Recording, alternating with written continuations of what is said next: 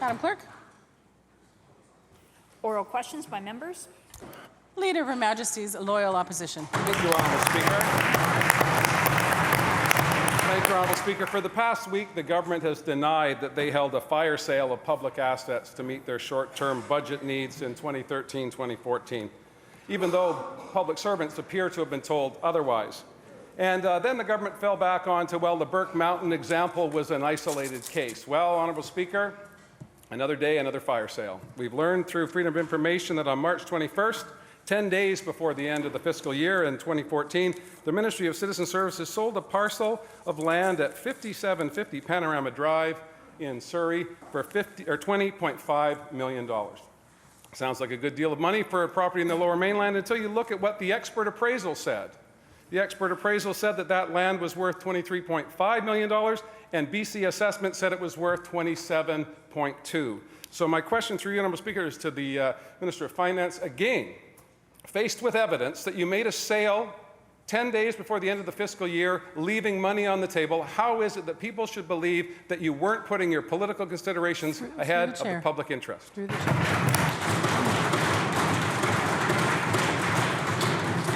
Minister of Finance.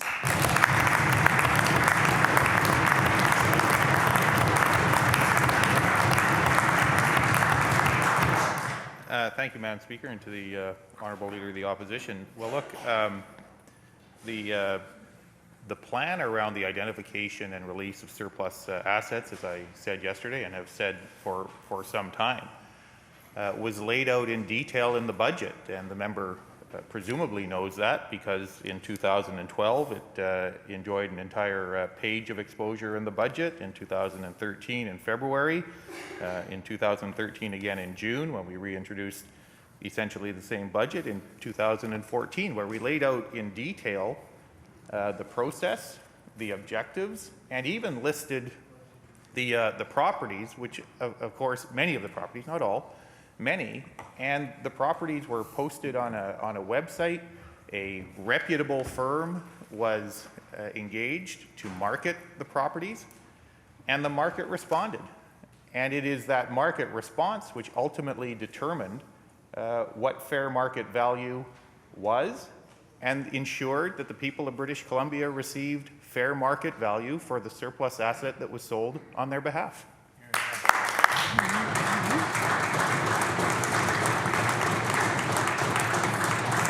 The Leader of the Official Opposition on a supplemental. Thank you, Honourable Speaker. Again, I appreciate that the Minister said that there was evidence in the documents, the budget documents. It did not say in the budget documents that we're going to sell the land regardless of whether we're leaving money on the table. It said that was part and parcel of a government policy. The Burke Mountain lands were appraised at $128 million and were sold for $85. The parcel on Panorama was appraised at $23 million and sold for $20. Again, real estate is something that the public can understand. Real estate is something that people say, if I'm not going to get the price that I deserve for my property, I'm not going to sell it. And that's an expectation I believe the public also transmits to their government. So my question, Honourable Speaker, to you, through you to the Minister, is if he is so confident that the government acted in the public interest and not in a partisan interest, will he release all of the appraisals for all of the land that was sold to meet the budget targets in 2013-2014? Minister of Finance.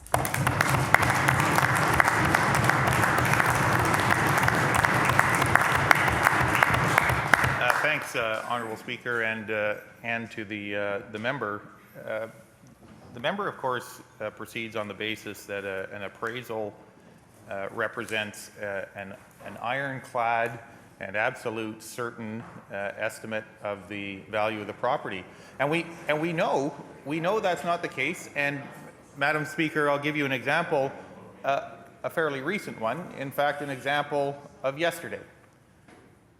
Recently, Vancouver Coastal Health announced the sale of the Dogwood Pearson lands, Madam Speaker. An important facility, healthcare-related facility. The property being sold was assessed in 2014 at just over $150 million and appraised at up to $288 million. The total sale price was $302 million, Madam Speaker.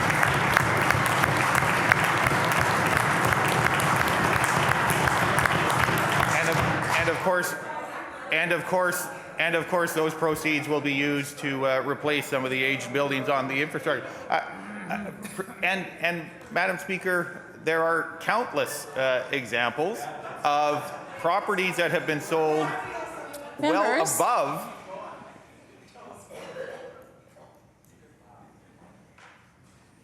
well above or slightly above appraised values, Madam Speaker, and properties that have been sold at below appraised value. They are estimates, and market value, for members of the House who may be unfamiliar with the notion of market value, is determined when the market and the private sector responds, puts money down, purchases the surplus asset, and then puts British Columbians to work developing that asset, Madam Speaker.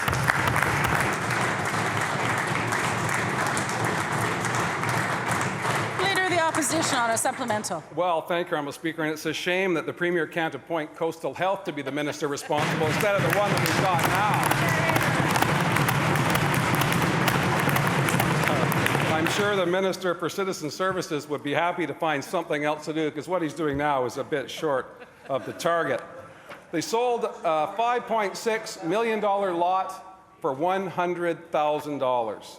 They sold a $17.5 million lot for $6.9 million.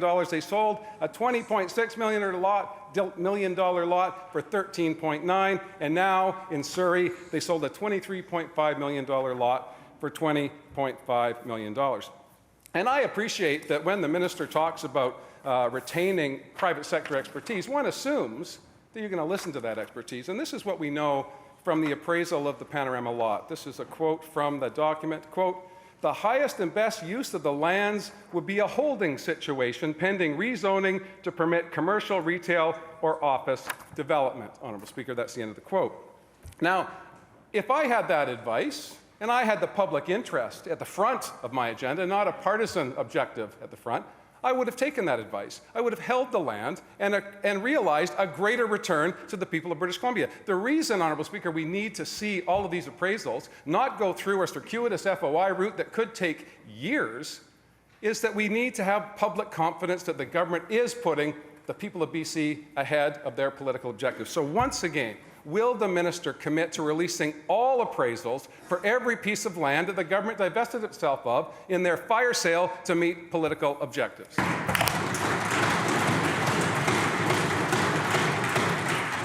Minister of Finance.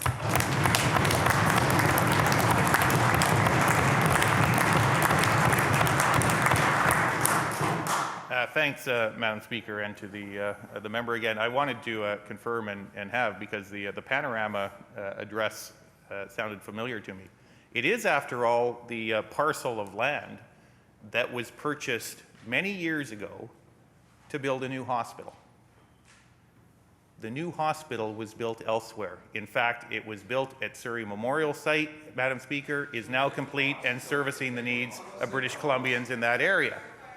The members, when we had this conversation, and they have forgotten this, I recall, they have forgotten this prior to May of 2013, insisted that none of these properties should be sold. Insisted that that site on Panorama should stay there as it had for many years and should be denied to the private sector, denied to people who would put it to work, who would develop it, who would conduct the kind of rezoning that might be necessary and in the process create jobs for hundreds of British Columbians, Madam Speaker. We said in the budget in 2012, in 2013, in 2014, we were going to identify properties that were surplus to the needs of the government. We were going to put them on the market, Madam Speaker. We were going to allow the private sector to unleash their energy and put people to work. We set targets, and Madam Speaker, as foreign as this might be to the members opposite, we followed through, we kept our words, and the results, the positive results for British Columbians, are there for all to see. Here,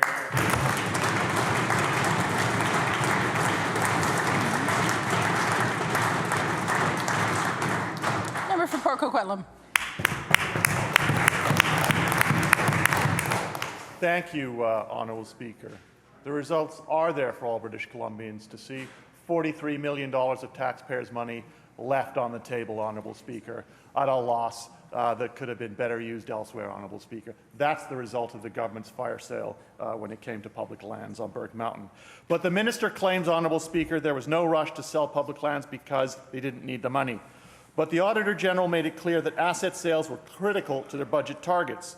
The Premier claims that the sale of lands on Burke Mountain would not have made a material change to the budget, but ministry staff said they needed to have for sale signs up by Halloween and money in the bank by March 31st, 2014 for a, quote, once-in-a-lifetime land sale. To the minister, will the minister release the independent appraisals and prove taxpayers got value for money? Right on.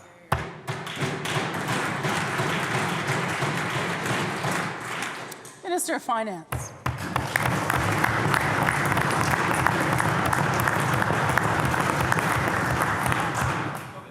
Thanks, Honourable Speaker, and to the member for the question. Again, I feel obliged to remind the members that the government fully disclosed in about as public a document as the government tends to release, that is the budget document, our intentions around identifying and selling, releasing surplus assets. We set targets, Madam Speaker. I understand that that too may be a foreign concept to members of the opposition, to set targets and then strive to achieve those targets.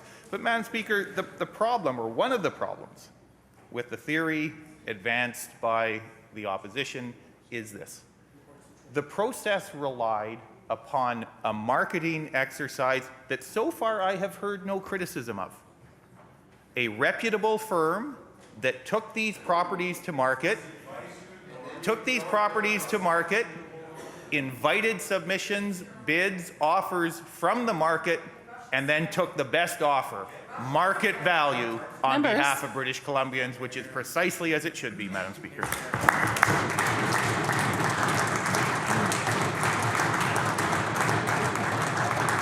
Member for Port Coquitlam, supplemental. Thank you, Honourable Speaker.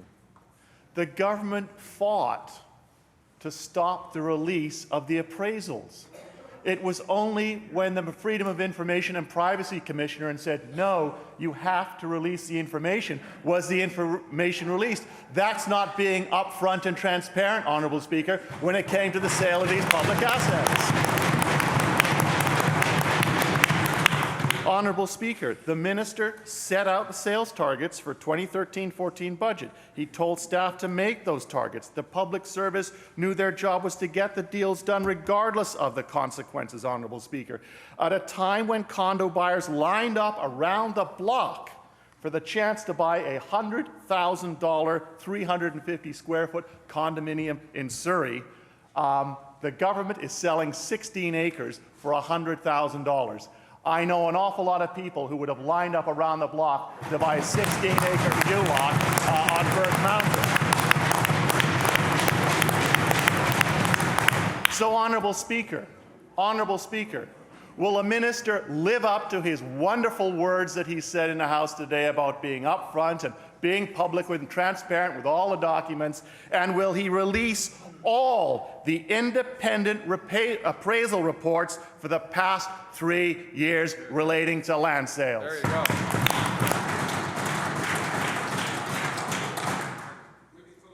Minister of Finance.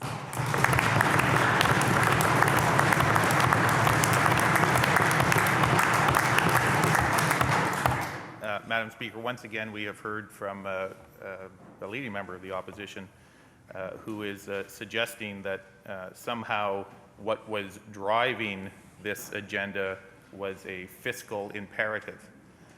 There is no question that in identifying surplus assets in the manner that we did, in a deliberate way, the government was seeking to realize two things. One, derive fair market value for British Columbians as the owner of those surplus assets, and two, to turn them back to the private sector so that they could utilize their capital, their ingenuity, their imagination to generate economic opportunities for British Columbians to work. That is what's taken place here. Properties have been marketed in a strategic way. The best example to rebut the member's supposition, of course, is that in the case of Burke Mountain, some of the properties are still on the market. That is hardly the definition of a fire sale, Madam Speaker. That speaks to the fact that these properties haven't been identified, along with other properties, are being marketed in a logical, coherent way, relying upon the expertise of professionals in the marketplace, Madam Speaker.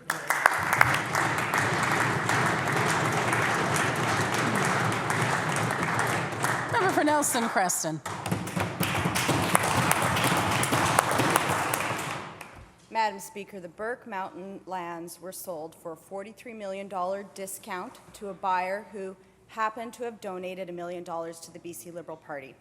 The Panorama Drive lot was sold at a $3 million discount to Redicott Panorama Homes, and coincidentally, the Redicott family has contributed $650,000 to the BC Liberal Party. So, Madam Speaker, you can understand why most British Columbians might begin to wonder why they don't have access to such real estate bargains. So, full disclosure, Minister.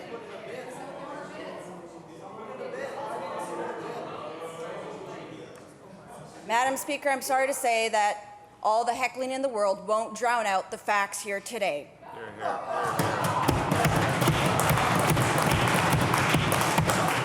So, full disclosure, Minister, will he release the independent appraisals for the land fire sales required to meet the budget documents, or does he have something to hide? Minister of Finance.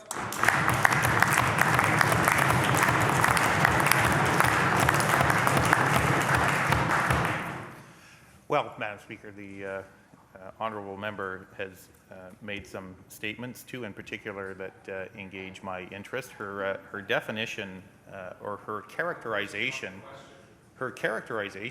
of this process is, to be generous, completely inaccurate.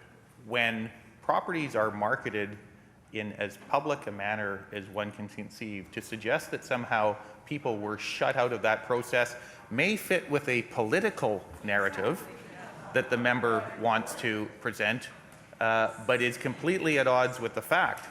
Now, the member has pointed to donations. My recollection, and I don't consult these documents every day, the BC Liberal Party was not the only party to receive donations from some of the people that participated in the bid process. I expect, Madam Speaker, that when she stands up in about 3 seconds, the member will confirm that the same donor provided funding to the New Democratic Party. In fact, if I'm not mistaken, the same donor may have provided money to individual candidates in the New Democratic Party. But far be it for me to speculate about those things, Madam Speaker.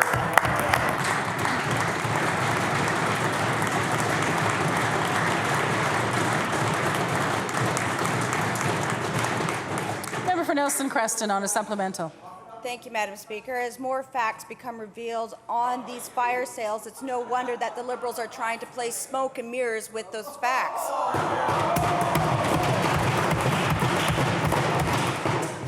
The appraisal on the Panorama lot said... Members. Madam Speaker, the appraisal on the Panorama lot said, and I quote, "The highest and best use of the lands would be a holding situation pending rezoning to permit commercial, retail, or office development." That's what was needed to get the best value for these public lands. But that's not what the BC Liberals did, Madam Speaker. In their fire sale, they sold the land 10 days before the end of the fiscal year at a $3 million discount to someone who has also made large contributions to the BC Liberal Party. Honourable Speaker, so why won't the government release all its appraisals and let the public judge whether they received value for money for their land?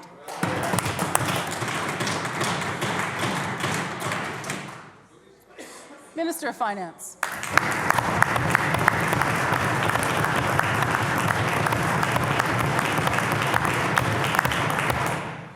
Thanks, Honourable Speaker. And a good part of this conversation I have described earlier as involving the asking of questions that are legitimate to ask. I understand that. But when the member, Madam Speaker, and I hope the member will pay attention, because the member is making very serious allegations. The member, within the safety of this chamber, is suggesting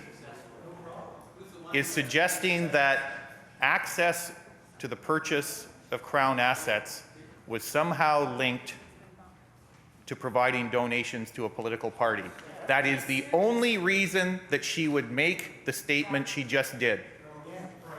And I can tell you that as someone who has served in this place for 22 years, not perfectly and not without error, I take that assertion very, very seriously. And if it is something that she genuinely believes, which is the only reason I can imagine she would make such a statement in this place, I would ask her to say it out there where the same protections outside of this chamber, where the same protections do not exist, Madam Speaker.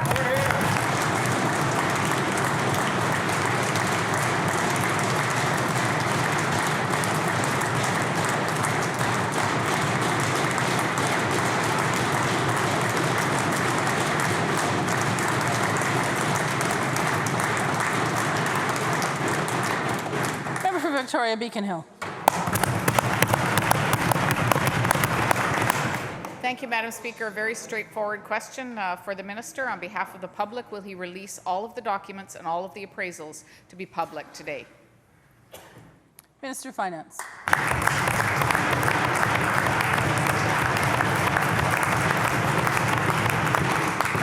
Excuse me, Madam Speaker. The member will know, as someone who has tracked discussions and at one time led the opposition, and from the budget documents, that we set objectives and we tied those objectives to documents that are already public, and that is the assessed value of these properties, which are completely in the public domain, Madam Speaker. I've indicated that there are times when properties are sold above appraised values, estimates of what the market value is. There are times when they are sold below appraised values based on unique market conditions, or, as some members have alluded to, the zoning of the property or other considerations. But, Madam Speaker, what I can, will, and will continue to assure British Columbians of through this House is that the process for marketing these properties takes place via an exercise that is clear, it is fair, it is transparent, and it ensures that British Columbians receive actual market value for the property and assets that are sold on their behalf.